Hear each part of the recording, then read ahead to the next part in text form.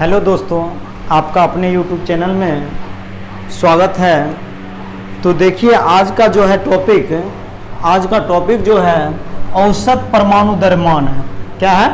आज का जो टॉपिक है औसत परमाणु द्रव्यमान है। और औसत परमाणु द्रव्यमान को हम लोग क्या बोलते हैं? Average atomic mass. औसत परमाणु द्रव्यमान को क्या बोलते हैं? Average atomic mass. देखिए इसका जो है आज हम लोग कुछ नॉमरिकल करने वाले हैं, नॉमरिकल से क्वेश्चन करने वाले हैं जो कि बहुत सारे एंट्रेंस एग्जाम में पूछे जाते हैं। तो देखिए औसत परमाणु द्रव्यमान का पहले सूत्र होता क्या है, ठीक है, इसका फॉर्मूला को जान लेते हैं। उसके बाद देखिए यहाँ पर दो जो है अभी नॉमरिकल दिया गया है और फिर नेक्स्ट नॉमरिकल 3-4 नॉमरिकल और बताने वाले हैं। देखिए आप लोग जो है वीडियो को अंत तक देखिए और इस नॉमरिकल को अच्छी तरह से, ताकि आप सीख पाइएगा, ठीक है। तो चलिए चलते हैं पहले सूत्र की ओर। देखिए क्या कहता है, औसत परमाणु द्रव्यमान बराबर क्या सूत्र होता है? प्रथम समस्थानिक का प्रतिशत गुना प्रथम समस्थानिक का अपेक्षिक द्रव्यमान प्लस द्वितीय समस्थानिक का प्रतिशत गुना द्वितीय समस्थानिक का अपेक्षिक द्रव्यमान बटे में कितना? 100। ये जो होता है सूत्र औसत परमाणु द्रव्यमान का सूत्र है। अब देखिए आंकिक जो प्रश्न यानी कि नॉमरिकल क्वेश्चन किस तरह से पूछे जाते हैं एग्जाम में, जो ये चैप्टर किस चैप्टर का है? तो ये जो है रसायन विज्ञान की कुछ मूल अवधारणाएं हैं जो क्लास 11th का है। तो इसका जो है क्लास 11th का जो है फर्स्ट चैप्टर का जो है नॉमरिकल है। और किस टॉपिक से है? तो औसत परमाणु द्रव्यमान ये टॉपिक है और इसी टॉपिक से जो है आंकिक प्रश्न अभी जस्ट बताने वाले हैं। तो देखिए हमारे वीडियो पर बने रहिए। तो चलिए चलते हैं क्वेश्चन की ओर। तो क्वेश्चन फर्स्ट क्या है? तो देखिए क्वेश्चन को ध्यान से पढ़िए और समझना है। पहले कहता है कि प्रकृति में क्लोरीन परमाणु के 2 समस्थानिक, जो प्रकृति में है क्लोरीन परमाणु के कितने समस्थानिक? 2 समस्थानिक Cl1735 Cl1737 के रूप में क्रमशः 75% तथा 25% पाए जाते हैं। यानी कि 2 समस्थानिक क्लोरीन का है जो क्या दिया हुआ है, देखिए हल लिख करके पहला क्वेश्चन जो बना रहे हैं, पहला क्वेश्चन को जो है हल कर रहे हैं। क्या दिया हुआ है? Cl1735 2 समस्थानिक दिया हुआ है Cl1735 और ये जो है Cl1735 है और एक Cl1737 है। देखिए Cl1737 है। देखिए 2 समस्थानिक दिया हुआ है और उसका जो है प्रतिशत भी जो है दिया हुआ है। देखिए पहला का प्रतिशत कितना है? तो 75% और सेकेंड वाला Cl1737 का कितना है? तो 25% ये दिया हुआ है, ठीक है।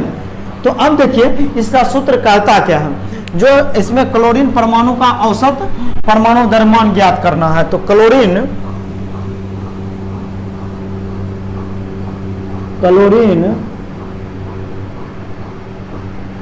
परमाणु का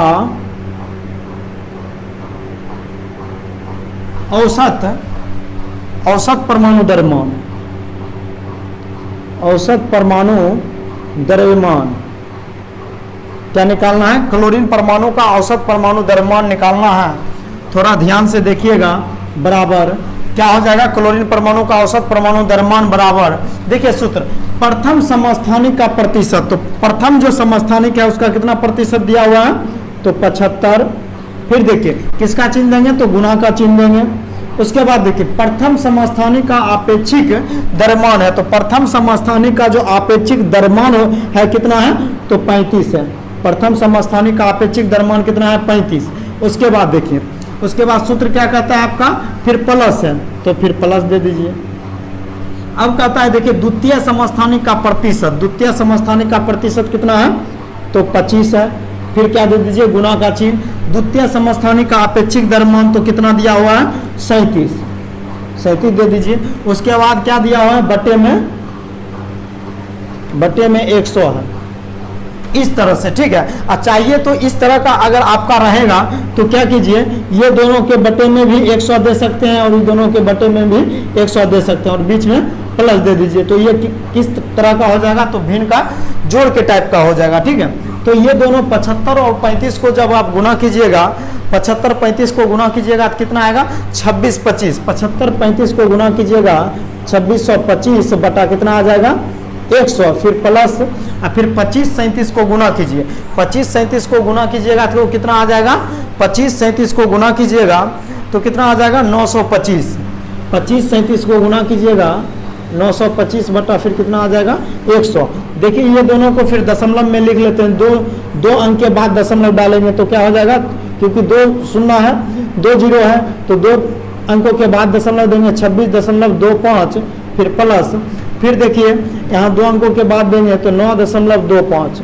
ये दोनों को आपस में जोड़िएगा तो कितना आ जाएगा, दोनों को जोड़िए 26.25 को और उसके बाद 9.25 को जोड़ दीजिए, 0 5 9 6 15 5 बाकी 1 35.50। तो इसको क्या लिख सकते हैं 35.5 यू मतलब यूनिफाइड होता है, यू के जगह पर AMU भी लिख सकते हैं, एटॉमिक मास यूनिट। ठीक है, यू मतलब क्या होता है, यूनिफाइड होता है। देखिए फर्स्ट क्वेश्चन का आंसर कितना आ गया 35.5। अब देखिए क्वेश्चन नंबर दूसरा पर आते हैं। क्वेश्चन नंबर सेकंड कहता क्या है, तो इस क्वेश्चन नंबर सेकंड की ओर चलते हैं। क्वेश्चन नंबर सेकंड है परमाणु भार 85 और 87 वाले। इसमें जो है परमाणु भार जो है पहले दे रखा है, परमाणु भार 85 और 87 वाले दो समस्थानिक की आपेक्षिक प्रचुरता क्रमशः 75 और 25% है।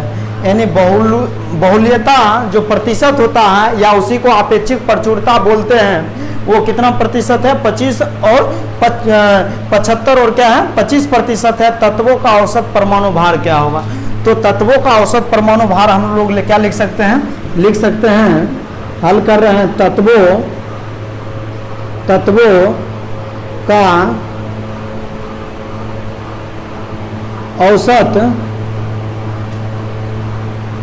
परमाणु भार बराबर, क्या लिखे हैं, तत्वों का औसत परमाणु भार बराबर लिख देंगे। यहाँ पे इस क्वेश्चन को क्या कर रहे हैं, हल कर रहे हैं। सेकेंड नॉमेरिकल क्वेश्चन है, किस टॉपिक से, औसत परमाणु द्रव्यमान टॉपिक से है। तो देखिए तत्वों का औसत परमाणु भार बराबर, देखिए प्रथम समस्थानिक का प्रतिशत, तो प्रथम समस्थानिक के लिए प्रतिशत क्या हो जाएगा, तो प्रथम समस्थानिक के लिए 25%, तो 75%।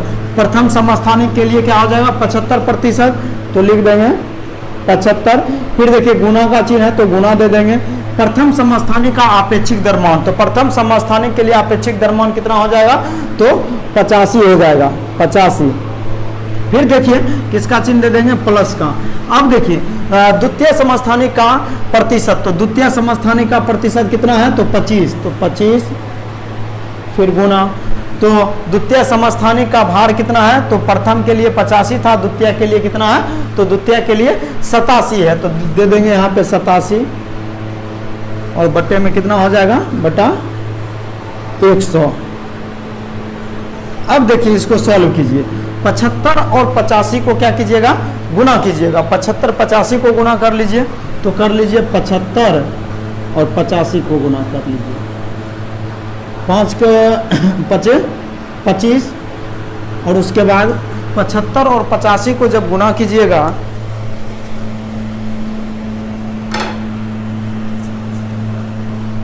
पचहत्तर और 85 को गुना कीजिएगा तो कितना आ जाएगा 63 75।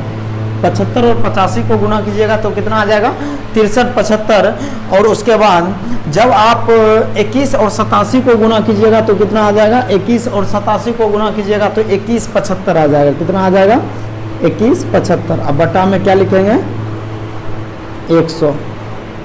ध्यान से देखिएगा, जब 75 85 को गुना कीजिएगा तो 63 75 आएगा और 25 और 87 को गुना कीजिएगा तो 21 क्या आएगा 21 75 आएगा। देखिए दोनों को आप जोड़ दीजिए, 5 5 कितना हो जाएगा 10, 7 7 14, 1 15, 5 बाकी 1 1 3 3 1 4 4 1 कितना हो जाएगा 5, उसका 6 2 8 बटा 100। एक जीरो से एक जीरो कट जाएगा। जब इसको जो है नीचे 1 0 है और 1 के बाद क्या आ जाएगा, यहाँ पर दशमलव आ जाएगा तो 85.5 यू, यानी इसका कितना आंसर आ जाएगा, तत्वों का जो औसत परमाणु भार होगा 85.5 यू। यू मतलब यूनिफाइड होता है, AMU मतलब एटॉमिक मास यूनिट होता है। दोनों जो है परमाणु का क्या है, यूनिट है। परमाणु का क्या है, परमाणु भार का क्या है, मात्रक है। ठीक है, ये परमाणु भार का क्या है, मात्रक। यहाँ AMU भी लिख सकते हैं। ठीक है, तो चलिए अब चलते हैं नेक्स्ट क्वेश्चन की ओर। तो अब देखिए क्वेश्चन नंबर 3 को, क्वेश्चन नंबर जो है 3 क्या कह रहा है, तो मैग्नीशियम के 3 समस्थानिक होते हैं। मैग्नीशियम के कितने समस्थानिक होते हैं?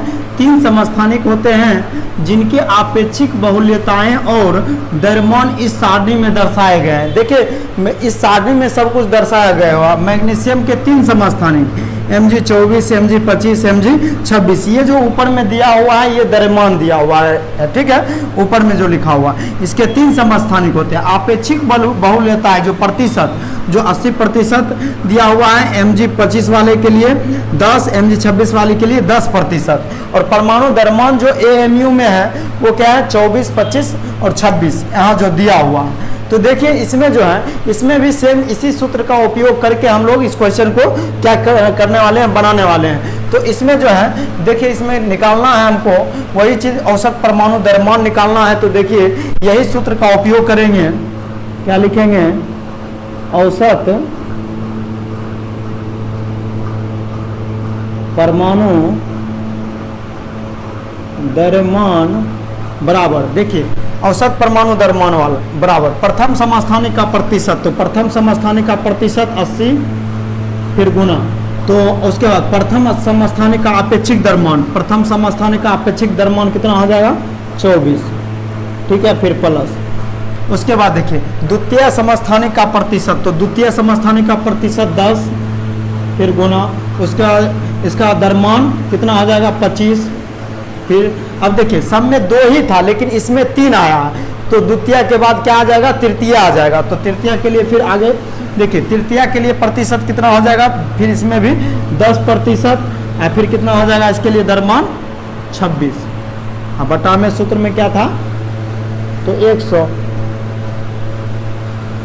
चलिए अब देखते हैं इसको और इसको गुना कीजिए तो कितना आ जाएगा?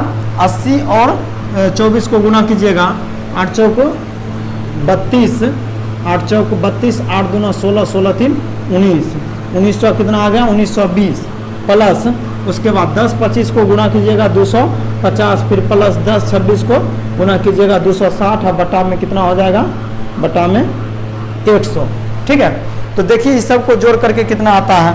इस सब को जोड़ करके देखिए जोड़ते हैं, 0 यहाँ भी 0 है, यहाँ भी 0, तो 0 6 5 11, 11 2 13 3, बाकी 1 2 2 4 9 4 13, 13 1 कितना हो गया? 14, 14 को 4, बाकी 1 1 1 2, 2430, और बटा में कितना आ गया?